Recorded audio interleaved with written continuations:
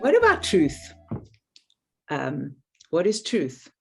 So are you truthful? Or is truth relative? So maybe my truth is not the same as your truth because I'm coming from a different perspective, right? And you coming from a different perspective. So you might see, I see a truth from my perspective. I'm from South Africa, so that flavors something. I'm Italian, that flavors my truth. What about you? How does you see truth? Do you see truth as relative to you, or are you willing to listen to other people's truths? Well, let's see what Dino thinks about this one. Wow. Hey, Carina, how you doing? Hey, Dino. How are you doing? Good. You lost me on the truth thing. That's like never telling a lie, or where are you going with this one? Okay, so truth. So maybe a truth is like being, well, it's about having your truth, right? So you are Dino, and you have you're Dino, right? And Dino has a whole lot of things within him, right? How do you present yourself to the world? So are you truthful in the way you present yourself to the world? Am I truthful the way I present myself to the world? So I present myself to the world like I am now, right? I am like Right. that to you, to everybody else. But do I wear masks, or do you wear masks when maybe you in a relationship, or when you're having coffee with a friend, as opposed to coffee or having a Zoom call with a possible client? Or are you different here when we have this conversation, and then you have another conversation with one of your other business partners, and it's a different Dino? What does truth mean to you? Yeah. Okay. So now I get what you're talking about. It's not about fibbing, but maybe it is a little bit. So I got bad news for you. I'm not going to tell you a lie. Yes, this is Dino on and off the camera all the time, almost 24 hours a day now. Thank you very much. But it's just such a thrilling ride. I don't know. I don't need sleep. It's just I'm weird. Here's the thing. A lot of that sounds, you know what some people, okay, 1 minute, sorry. I'm just going to divert for 1 minute, okay? You know what some people, you know what some people say about lack of sleep, people who don't need sleep, right? They're superhuman. No. Yeah, okay, that's another show. I just think that there's just a driving force that's really, I'm enjoying the ride. And, like all good rides, there's going to be bad moments, but right now it's just such a great ride. I love it. So, okay, so back to what you're saying about truths. I'm only going to talk about me because I don't sit with people with coffee and stuff like that. I was never that kind of guy. Okay. But, it'd be nice to sit with coffee for somebody. But anyway, that's something. But in the beginning of my career, obviously when you go in, you get plunged into the world, the business world, the real world, accolades are important, and you want to tout them as much as possible because in your head, what you're thinking is that gives you credibility, and it does to some point, right? I have a bachelor's in science. I have a major in liberal arts or whatever it is. That's important. People hang diplomas on their walls. That's important. In resume writing, you're not going to put down, well, I love potato chips and I love watching TV. No, Jerry of course Springer, not. Jerry. No, Right. but yeah, you are the father. Who's that one? That's Maury. No, but or 90-Day Fiance. Okay, sorry. Oh, don't get me started with that one. You know what? I cannot believe what I'm watching. Anyway, that's another show. You're never going to write a bad resume to give to a potential employer or somebody that you want to maybe partner up and collaborate. You're always going to put your best self in there. Right. So, are you telling the whole story? No, but you're taking a snippet of your best self or what you believe is your best self for somebody to see, right? That's in resume. Right. Let's talk about the social posts, which I'm not an expert, but I'm getting better and better, and I'm learning so much each day. This is a lot of fun. But so you got your Twitter and you got your Facebook and you got your Instagram, and I know there's a whole bunch of other ones, but I'm an old man, so let's just talk about those three. Most people don't post how they look when they wake up first thing in the morning. Right. They're going to post a polished, fresh look. They're going to post something that is beautiful. They're going to try and post somewhere that is exciting, right? That's interesting. So they're posting basically their best self or their best image. Okay. Yes. Now carry that over, right?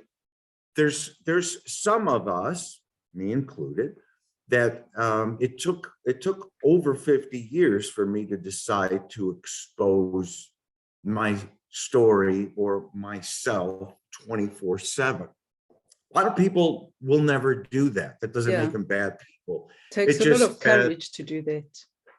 Well, it's not, it does take courage unless you know or finally realize that your gift, your job, your mission is to inspire. That's my purpose. It's to inspire, to motivate, to just place a single little touch of hope and just watch the ripple effects of the waves going on. And there's just so many cool stories I could give you about that have been happening lately. It's not me, but I just figured that if that's what I'm supposed to do, then people need to see all of me all of the time. Okay. The cool thing is that when you're doing something you love and when you're doing something with so much conviction and purpose, you're not putting on an act 24/7. I could be tired and not want to take a call, but as soon as I say hello, it's just something takes over, and all of a sudden it's just I'm engaged and I listen and I feel, and it's just a really cool thing. But you got to love what you do. So, again, so let's go back. For most people starting out in a career, starting out in the real world, in business and interaction with people, they're going to do that. It doesn't mean they're liars, but they're going to post and show their best self. Here's my resume. Here are my accolades. Here's this, here's that. And I did that for the longest time. Even when I invented Bug Ban, okay? And I was in all these things and all these magazines and interviews and all that. I'm just like, I can't believe it. I'm famous, because it's the first time. I'm sorry, I'm not going to lie, but it's pretty freaking cool to be in People magazine. I got to tell you, okay? Must be right. No, it's tremendous. I mean, I couldn't go. I'm like, are you sure? I'm in the magazine where they have Gianni Versace when he got murdered in Miami. And I know that's sad, but in my head, I was like, wow, I'm in this article. That's forever going to be, associated. You can't be forgotten, right? I mean, how grim is that? Where you're like, oh my God, he died, and my article is in the that's bad, really bad. But I'm being honest about it.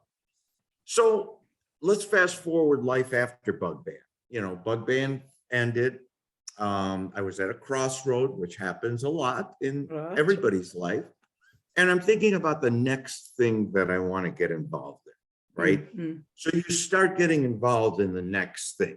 And up until the time that next thing becomes successful or it takes off or it fulfills you in some way, I found that I still describe myself as the Bug Ban guy. Yeah. For maybe 2, maybe 3 years after Bug Ban, the way I would introduce myself is not, here's what I'm doing now. It would be, hi, I'm the guy, I invented Bug Ban and I did this, and I was in People magazine, I was in Cranes, I was in Forbes, and you may have seen me on Oprah. Oh, and now I'm doing this.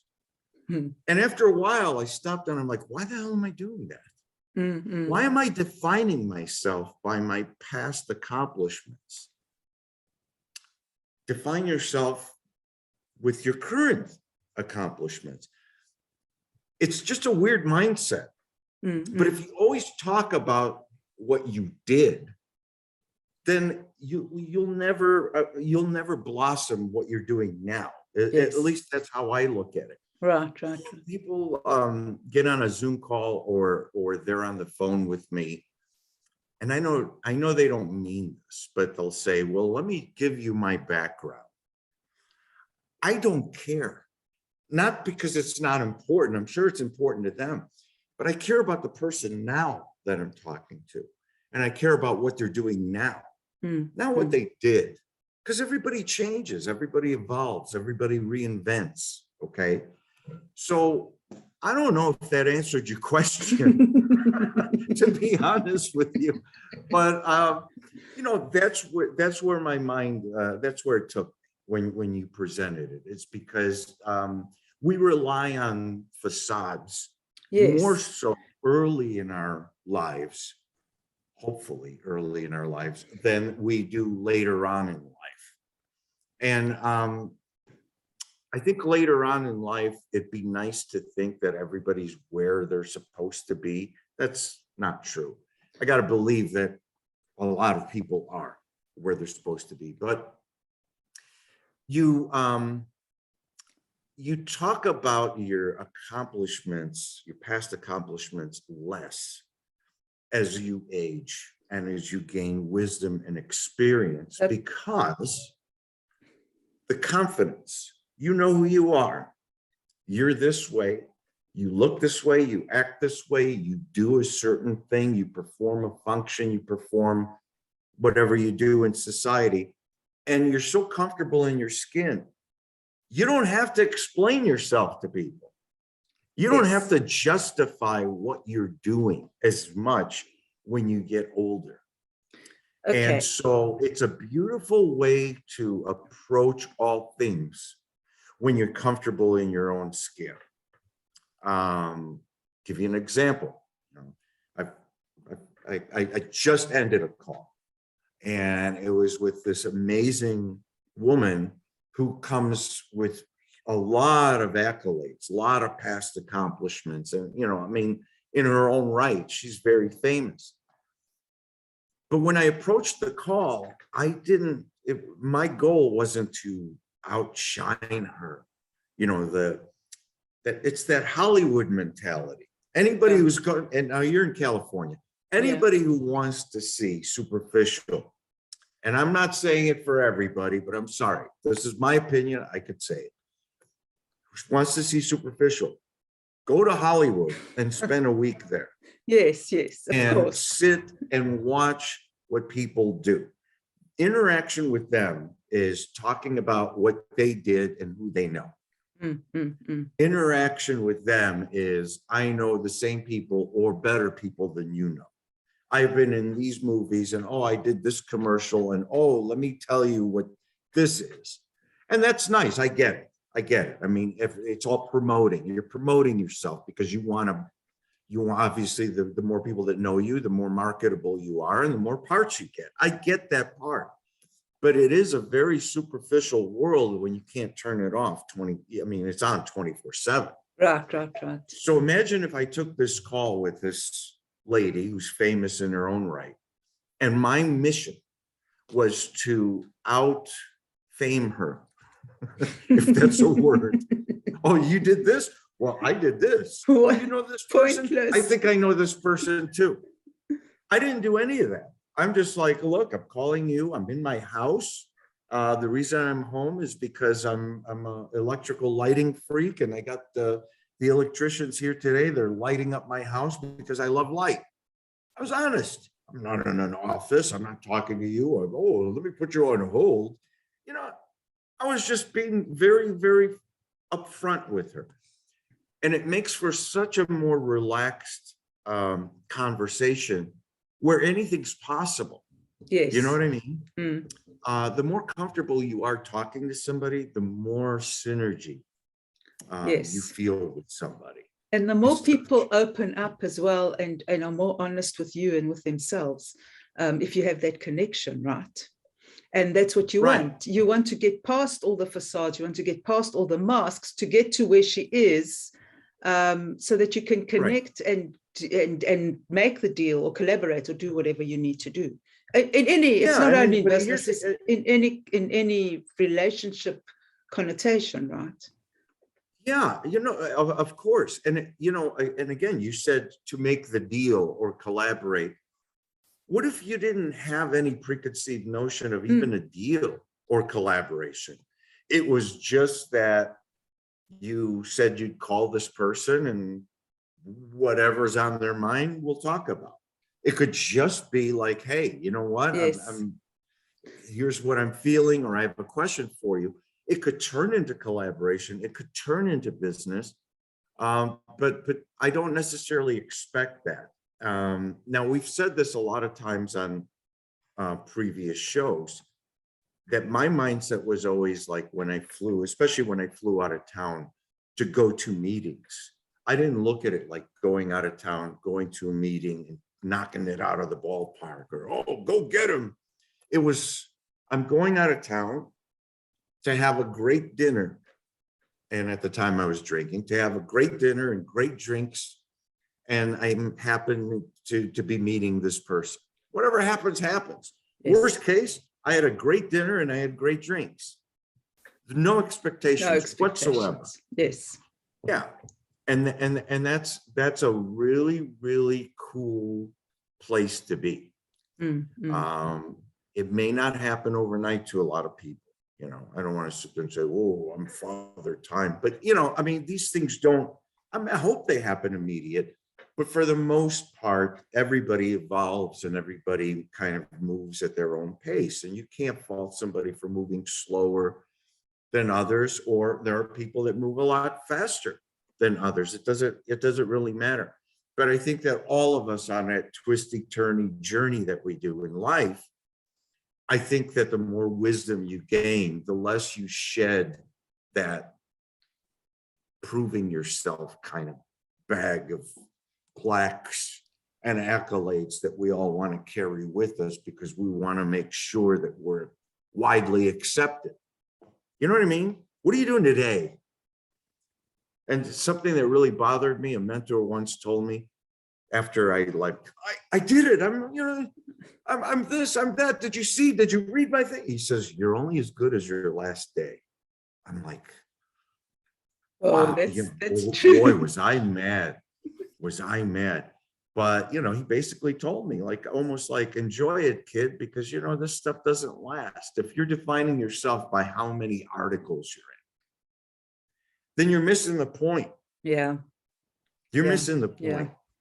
So for me, I think it's just about keeping, you were saying, I'm going to just go back about people growing and learning and being truthful.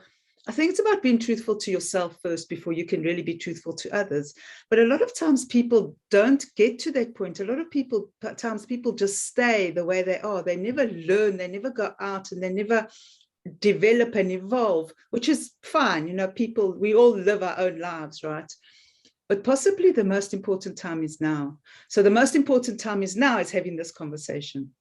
And then the next minute will be important to have the next conversation. So it's about being truthful at this time, for me, being truthful at this time, but also just being present at this time. So being truthful as you can at this moment, because things change all the time, different things come into your life. You speak to different people and you change along the way, which is normal, that's what makes it beautiful. So you evolve. Yes, right? You evolve. So right now, this is the most truthful interaction for this moment. Right. And you said something where you're talking about some people never, get to that point. Look, it's not that they don't want to. I gotta believe this. I'm making a blank statement, and it's probably going to aggravate some people, but I can't believe for the life of me that every single, there are people out there that are just like, no, I like my house and I don't want to evolve. And, there's just no way. But they're overcome with some type of fear. There are a lot of people that have tremendous, beautiful aspirations and dreams and hopes and desires. And I mean, burning desires too, which the kind I love, the best kind. But there are some people that need that nudge. So we all do different things. I'm a nudger. Did I grow up saying, you know what, I'm going to be a nudger? No, but you know, I got to believe that when you start getting feedback about, they don't want anything from you. They just want to tell you that, and here's a common one. I normally don't go on Facebook, but I did this one time, and you came up as people you may know. And for some reason, I clicked on it and I read your story and you really inspired me. Yes. Is that a line? I mean, I'm not even reading into it, but it's just like, one, okay, two, okay. But you get this every day. And I'm just like a regular dude. I'm just a regular guy. And you get this kind of response every day. You got to believe that you're doing something important, something valuable. Yes, right? Yes. And these people that you normally would think, oh, well, you know what, they're content, they're happy, they're comfortable being where they are. No, absolutely not. They needed a nudge. They needed a nudge. If that's all it is in life, it's that nudge. Yes. So I think that fear kind of stops people from wanting to go further because of the infinite amount of what ifs. And there are a lot of people that still really don't understand what they bring to the table. I mean, everybody has a different gift. Everybody has a different gift to present. And when you find people with complementary gifts in your life that you just stumble across with no preconceived notion of any outcome whatsoever, that's a cool thing. That's magic. That's not just cool. That's freaking magic. That's electric. So what did I say? What did we learn here? I have no idea, but hopefully it was something. Yes, it was just something I thought about this morning. You know, you wake up in the morning with weird things in your head sometimes, and it's really early here, right? So 4 a.m. today you woke up, Carina. Right. Yeah. Yes. But that's the best time of the morning because it's quiet and the night owls are out and whatever, and it's really cool. So that's truth. I just want to go back to the fear for a moment, and then the fear is a huge thing, and that's why we do these shows. But people need to, and a lot of times the fear is so big that you need someone to take you by the hand, right, and guide you through it. So you need to understand that as well. A lot of times, I mean, you do a lot of counseling now, right? Coaching. And I'm sure you take a lot of people through that fear, and then they just need to see a different perspective. And sometimes when you see that different perspective, it changes everything. So it's about being open to that as well. A lot of people don't want to see that because, again, they're afraid of what will come out of that as well. Just my thoughts. Well, no, it's a good point. I'm going to kind of disagree a little bit with it because, and this just happened to me yesterday. So I go to a place, to a store, and I start talking to the guy, and he's like, well, what do you do? And I said, well, you know, I'm an author or whatever. And he started telling me about his son, who was addicted, heavily addicted. This is not an addiction show. I'm getting to a point, so take it easy. But he was telling me that they tried everything.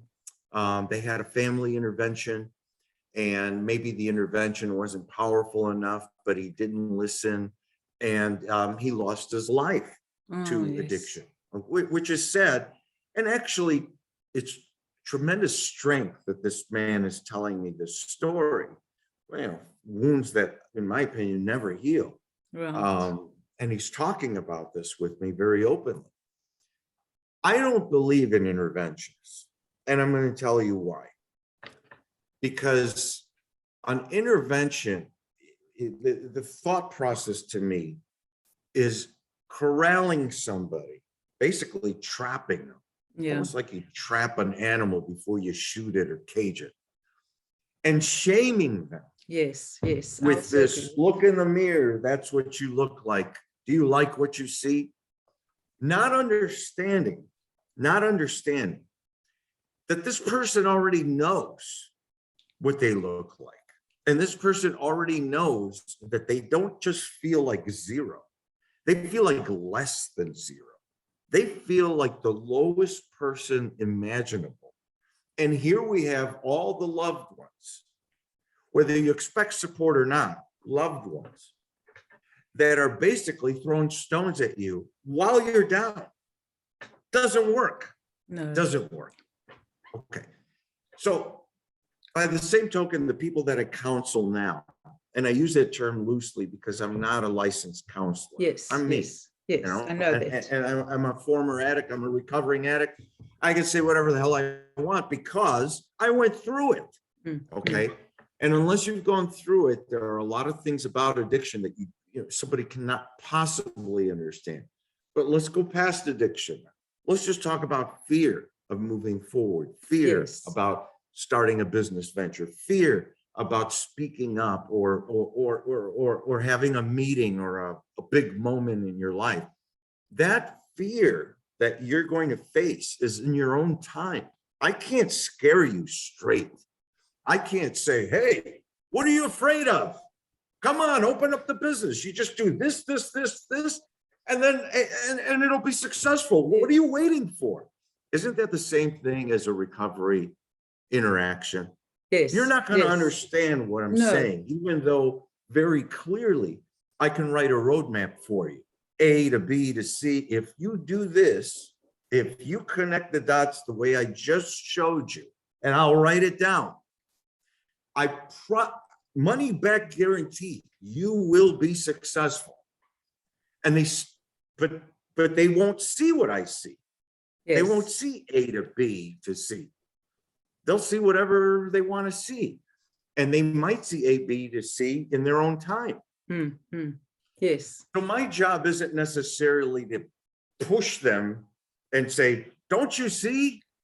My job is to talk about me in a way that is relatable so that I'm not really talking about them. I'm talking about a real experience that I've gone through, and I've gone through enough of them where I could be remotely interesting in pretty much most subjects that I've faced so far.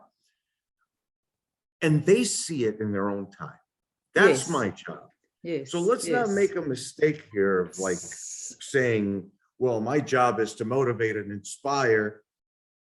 And you're thinking right away, motivate and inspire, like scared straight. My job is just to leave that positive suggestion in somebody's mind that they're capable and that they're deserving of everything life has to offer. And that's a broad statement, but that covers addiction, that covers business, that covers relationships, that covers everything. And I'm not an expert on relationships, obviously, but I do know what love is supposed to feel like. And so I could talk about that with conviction as well. Okay, I want to go back just one moment. Intervention. Are you there? Hello, I'm here. Wait, can you see me? I'm here. Are you here? Dino? Yeah, I can see. Yeah. Okay, cool. I just want to go back to the intervention story. That's not what I was saying. I don't believe in interventions either. I think they are terrible and they're scary for the person.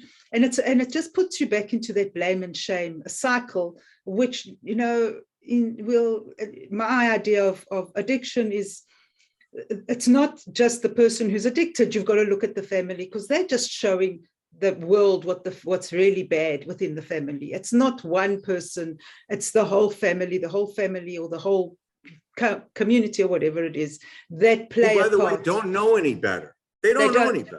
No. So, and even the counselor, the professional counselor who's there with them, they should know better. Yes, of course they do. Okay. But Sorry for me, to interrupt, but I had no, to that's throw fine. that in there. Yes, you're right. And for them, they think it's the right thing. I don't believe in it personally for myself. But what I'm saying is that it's once the addict or the person that's in fear or whatever, let's call him that, realizes that they've got that they have that fear and thinks, you know what, it's time, I need to get rid of this fear or transmute this fear or change the fear, whatever. That's when you can come in and say, okay, here's my hand, let's do this together. That's what I mean. But a very important thing for me as well that you mentioned was deservability. That's the biggest thing. You have to come to terms to realize that you deserve things in life. We taught, especially in a Catholic environment or whatever, you know what, don't deserve anything. You're supposed to give and give and give to the other person. The other person deserves more than you do. You don't. And you've got to get over those limiting beliefs as well and get to a point where you know that you do deserve, and then things change as well. Right? No, absolutely. And I know what you're telling is a story from your background, where you've gone for so many years, and you said this before, is you didn't believe, just from your family and your upbringing, they made you feel like you're not deserving of these things, or we can't define you as a person wholly unless you're defined by the man you're with. Yes. Which, again, I mean, when I say I deserve everything that life has to offer, I'm not saying just me. That's everything. That's a universal statement. Yes. Who believes it or not is different. I totally believe it. And because I believe it, that's half the battle. Yes. Because I believe it, what are you doing? You're doing this and you're doing that. Why don't you stick with one thing? Because I don't want to. You know what I mean? Everybody's got different hairstyles. Exactly. You're going to stick with the same one every day. You're going to wear the same style through the 70s. I mean, even though the 70s tried to make a comeback, people, but it didn't work. The bell bottoms are out forever. Thank God.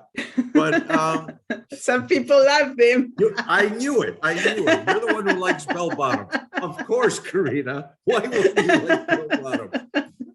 Oh my goodness. Well, I'm a hippie at heart. Okay. That's why I'm in California.